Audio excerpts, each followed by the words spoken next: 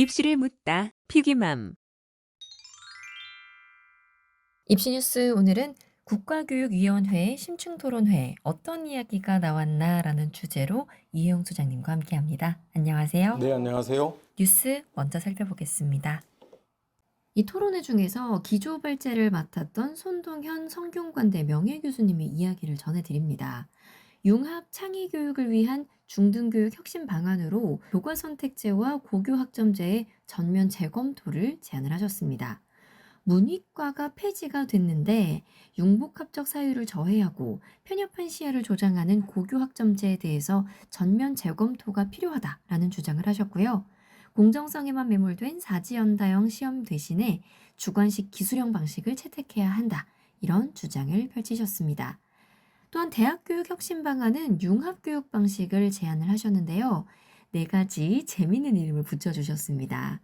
비폐식은 기초학문을 자유롭게 선택하는 방식이고요. 칠첩반상식은 일정한 영역 구조 안에서 교과를 선택하는 방식입니다. 또 비빔밥식은 복수 분야로 구성된 하나의 교과목을 복수의 교수가 팀치칭하는 방식이고요. 설렁탕식은 소수의 융합 교과목을 필수 이수 과목으로 제시하는 방식을 뜻합니다. 이게 사실은 우리나라 국가교육위원회는 이제 교육부보다 교육정책에서는 위에 있는 거거든요. 거기서 의사결정을 하는 거야. 그래서 얼마 전에 했죠. 그 2028 입시안을 최종적으로 여기서 승인을 해가지고 2028안이 제출이 됐어요.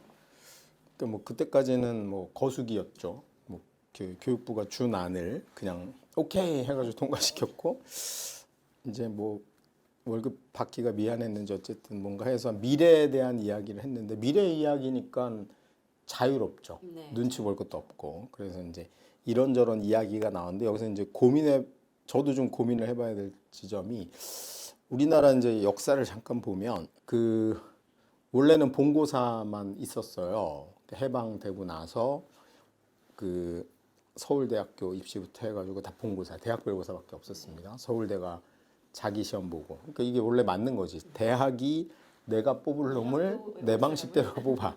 원래 이게 이제 당연한 거였고 그렇게 진행이 됐는데 그러다 이제 초기에는 전혀 문제가 없었어요. 왜냐하면 대학 가려는 사람이 없었거든. 뭐 다 먹고 살기 바쁜데 무슨 대학이야. 그러니까 이제 아무 문제가 없었고 대학은 가려고만 하면 돈만 있으면 갔어요. 그래서 뭐 우리 농담으로 얘기하지만 이대 뭐 싸랑가마 이런 뭐 농담도 있었을 정도였는데 이제 그 박정희 대통령 이후에 경제 성장하고 그러면서 대학 교육이 중요해지기도 하고 그다음에 우리나라가 또 교육하면 또 부모님들이 한 칼 하시는 나라 아니야? 그러니 이제 굶어 죽는 한이 있어도 오골탑을 만들어서 보내기 시작한 거죠. 이게 경쟁이 치열해진 거야. 치열해지고 이제 명문대 가는데 난리가 나고 과외비가 너무 비싸지고 뭐 이런 문제들이 생기죠. 그러니까 이제 이거 문제다. 본고사를 없애야 된다. 이런 논의가 되기 시작하다가 일단 박정희 대통령은 고교 평준화부터 시행을 하죠. 그전에는 뭐 경기고 하느라고 삼수하고 뭐 난리도 아니었는데 요즘 뭐 특목고 입시는 될 것도 아니죠. 그런 일이 벌어지다가 이제 고교 평준화가 시행이 됩니다. 그리고 원래 이제 뭐 비하인드 스토리는 박 대통령이 대학도 평준화 하려고 했었다 이런 얘기도 있긴 한데 어쨌든 그러다가 박 대통령이 죽죠. 이제 죽고 나서 이제 그 공화국이 끝났어. 그리고 나서 이제 80년이 되면서 야 이거 이러면 안 된다. 그러면서 이제 기본적으로 시험으로 뽑는 공통된 시험으로 뽑는. 물론 그 전에도 예비고사, 본고사 시스템이 있었긴 했는데 예비고사는 너무 형식적인 거고 주로 본고사였죠. 이제 이거를 사교육비를 줄인다는 명목하에 이제 과외 금지 조치 내리고 대학 정원을 2배로 늘리면서 학력고사로 이걸 싹 통일을 합니다. 하루아침에. 그래서 우리 80학번들이죠 아마. 뭐 지금은 뭐 기억이 본인들도 가물가물하겠지만 80학번들이 원래 본고사 준비하다 느닷없이 시험 6개월 앞두고 학력고사로 바뀐 거예요. 그래가지고 난리가 났었면서 이제 학력고사가 들어오죠. 그래서 학력고사는 본고사는 원래 다행히 여기 지적했던 모든 게 돼 있죠. 왜 서술형 시험에다가 뭐 융복합적으로 이 과목 저 과목 다 보는 시험이었고 적어도 국영수를 다 보는 시험이었어. 근데 이제 학력고사가 되면서는 그렇게 할 수 없으니까 채점의 편의성, 공정성 이것 때문에 사지선다죠. 그때는 사지선다. 채점의 용이 쉽죠. 3번 다 찍으면 25%는 맞아. 이게 사지선다로 이렇게 진행이 되던 학력고사가 이제 또 시간이 지나죠. 그래서 한 10여 년 지나고선 뭐 이게 무슨 소용이 있냐 이러면서 수능을 수입을 하게 됩니다. 이제 저기 수능을 수입해 오는데 그게 미국식이죠. 그래서 원래 학력고사는 교과서에서만 냈어요. 그리고 그때까지 교과서는 일종 교과서야. 그러니까 전국의 모든 학생이 똑같은 교과서로 외워서 거기서 배운 것만 나오기 때문에 뭐 창의력 이런 거는 할 필요가 없고 누가 빠른 시간 내에 시험 공부를 잘하냐의 형태로 결정이 나는 구조였고 우리 사회가 그때부터 이제 선진국 대열에 들어가려고 굉장히 올림픽도 끝나고 이제 수출도 증대하고 그다음에 이제 자유 여행도 실시가 되고 하면서 글로벌 시각이 좀 생기기 시작한 거지. 그러면서 이래 가지고 되겠냐 이런 게 이제 교육에서 문제가 돼 가지고 수능이 수입이 됐습니다. 초기의 수능은 되게 효능감이 있었죠. 왜냐하면 그 통합 사고력 문제 이래서 이제 과목을 넘나드는 문제가 나오고 그 전에 수능 학력고사 시대의 기자들이 이제 풀어보기도 해요. 틀려. 자기 못 풀겠대. 뭐 이러면서 이제 약간 영향을 주는 듯 했는데 갑자기 바뀌다 보니 학교는 여전히 학력고사식으로 수업이 되고 있는데 문제만 선진화된 거야. 그러니 또 이제 사교육이 난리가 난 거죠. 90년도 중후반부터 대치동을 중심으로 이제 사교육이 급팽창하고 이 사교육의 핵심은 원흉은 수능이다. 그래서 수능이 질타를 받기 시작합니다. 그래서 이제 수능이 이제 질타받으면서 변형되기 시작하죠. 그래가지고 난이도를 낮춰야 된다. EBS에서 내라. 뭐 이러면서 다시 이제 도로 학력고사 모드로 막 가고 있는 시점에 그 김영삼 대통령 때부터 이제 장기적으로 국가의 교육을 생각하자 이런 이제 논의가 좀 되기 시작합니다. 그리고 그때 이제 김영삼 대통령 때 채택을 한 게 미국식 시스템이었어요. 그때 이제 지금 장관하고 있는 이주호 장관도 그 멤버 중에 하나였고 이러면서 미국식 제도를 수입해오는 쪽으로 방향을 틉니다. 그래서 그 수입해온 시스템의 하나가 수시제도죠. 그래가지고 근데 이거는 정권을 넘나들면서도 계속 통용이 된 거죠. 그래서 이제 그 뭐 DJ 때도 그렇고 노무현 대통령 때도 그렇고 그래서 최초로 이제 수시가 시행되는 건 노무현 대통령 때입니다. 학종의 형태로 최초로 실시가 되고 그 다음에 이제 정권이 또 바뀌었어요. 이명박, 박근혜로 바뀌면서도 이건 그냥 유지가 된 거야. 미국식의 선진 시스템을 도입하자.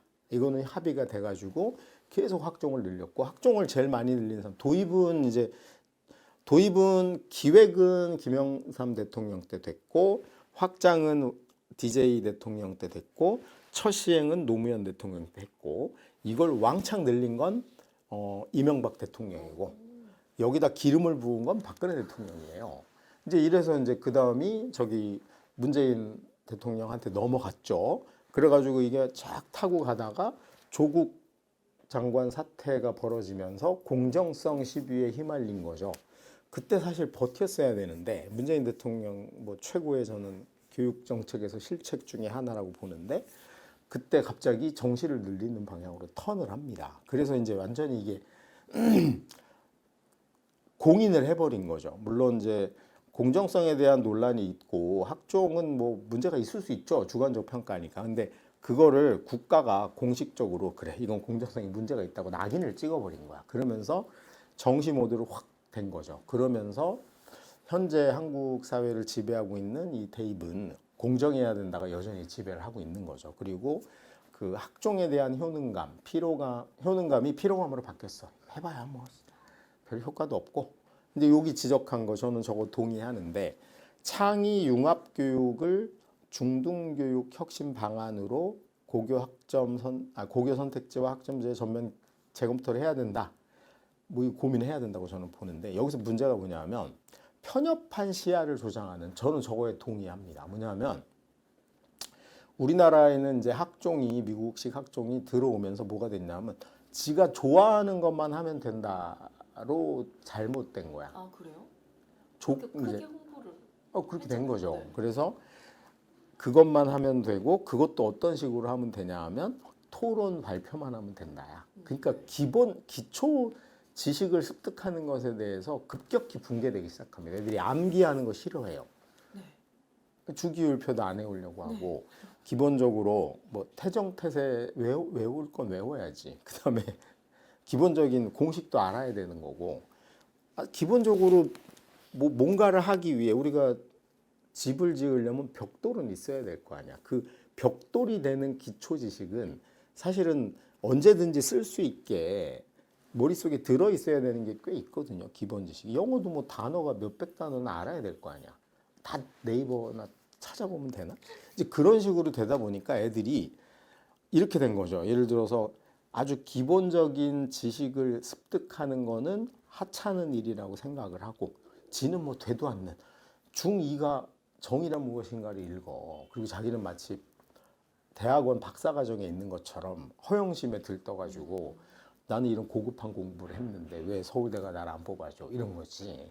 이제 그렇게 학종이 좀 약간 효능감을 상실해 가고 그 학업 역량에 대한 부풀리기를 조장하는. 그래서 이제 애들 사이에도 딥다 수능 공부하고 막 그 내신 필기 시험 준비하면 뭐 후져 보이고 막 이런 거 발표하고 하면은 좋아 보이는데 그러면 이쪽에 감수가 엄해야 되는 겁니다. 예를 들면 아이들이 보고서 썼어. 그럼 냉정하게 평가해서 아닌 건 F를 주고 좋은 걸 A를 주고 이래야 되는데 이거에 대한 평가가 누구한테 맡겨져 있냐면 고양이한테 생선가게를 학교 선생님이 평가를 하는 거예요. 그럼 학교 선생님 입장에서는 대학을 잘 보내야 되니까 무조건 이거 A를 주고 보고서 잘했다 이렇게 되는 거죠. 그래서 우리나라 고등학생들 학생부를 읽어보면 노벨상은 한 10,000명 받아야 돼요. 고3이.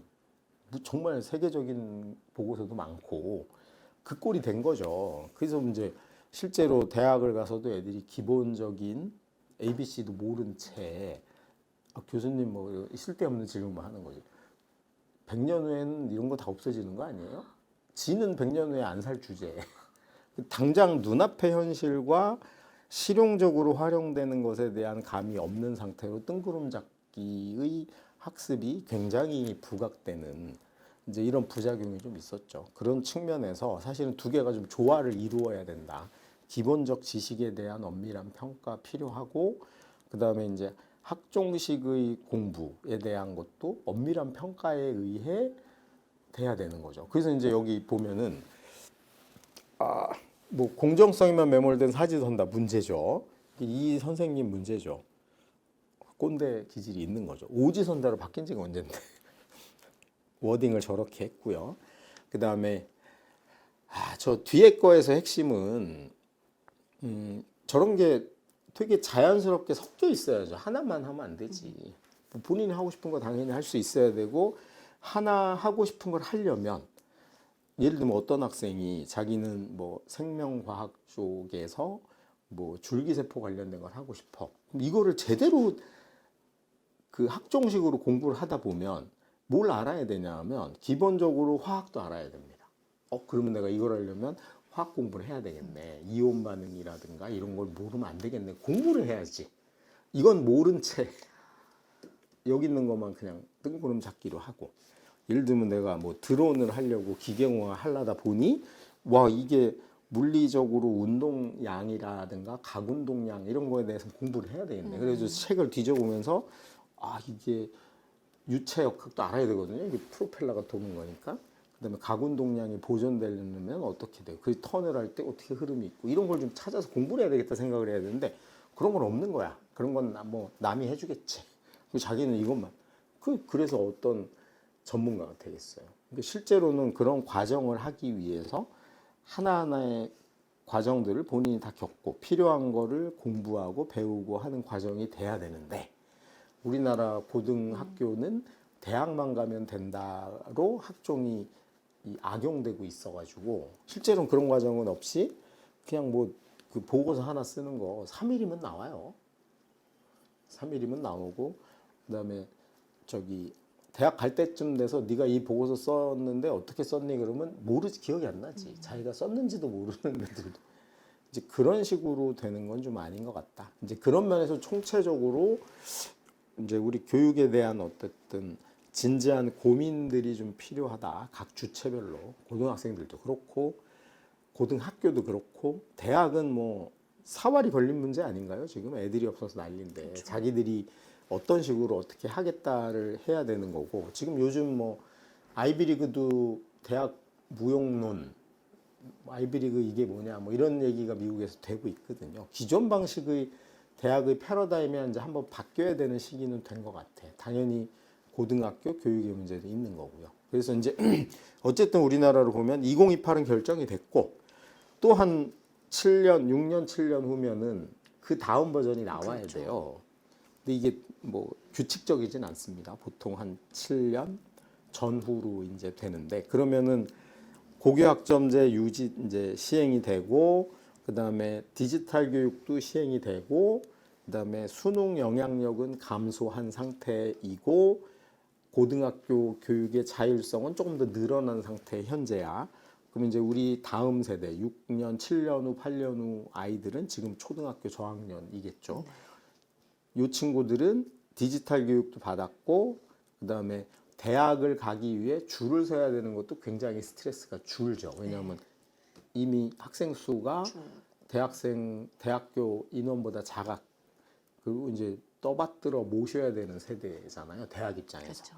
그러니까 이 친구들이 대학을 가는 문제에서는 어떻게 교육이 되고 이 친구들을 데리고 대학은 어떻게 교육을 할 거의 문제를 이제 좀 길게 고민해 봐야 되는 시점에서는 문제 제기는 필요하다. 근데 이제 되게 고민이 되고 요번에 뭐 의대 증원 문제도 뭐 좌충우돌하긴 했으나 뭐 저는 우리나라 국민들이 현명하니까 올바른 길로 지금 찾아가고 있다 보거든요. 왜냐면 문재인 대통령 시절에 필요했어. 근데 의사들이 그때는 약간 이기적이었죠. 지들의 이익만 생각하고 거부를 했어. 근데 요번에 더 세신 분을 만나가지고 이제 일단 여기까지 왔어요. 뭐냐면 늘려야 되는 건 이제 누구도 부정하기 힘들어졌고 의사들이 더 이상 못 늘린다. 뭐 이 말도 안 되는 얘기를 할 수 없는 구조야. 그리고 이제 인원만 늘리면 된다고 현 정부가 너무나 주장을 했기 때문에 이제 상대적으로 그 얘기가 나오는 거죠. 그러면 기본적으로 의료 시스템을 어떻게 바꾸면서 같이 해서 그 효능감을 높일 것이냐의 문제로 이제 왔겠죠. 그럼 이제 차기 정부나 내지는 요번 사태가 끝나고 나서 이제 아니면 요 사태가 길어질 수도 있겠죠. 뭐. 어쨌든 그런 과정에서 이게 의대 교육의 문제, 그다음에 의료 시스템의 문제, 그다음에 이제 의료를 이용하는 국민들의 마인드 문제. 손가락 아픈데 서울대병원 가고 뭐 이런 방식으로 의료를 소비하든 과소비도 좀 지양이 돼야 되는 거로 모이듯이 교육 문제도 지금 새로운 환경에 이제 맞추어서 각각의 주체들이 좀 고민해봐야 될 시점이 되긴 했다. 뭐 그런 면에서는 의미가 있었지 않나 생각이 듭니다. 네, 이희영 소장님과 함께했습니다. 고맙습니다. 네, 수고하셨습니다.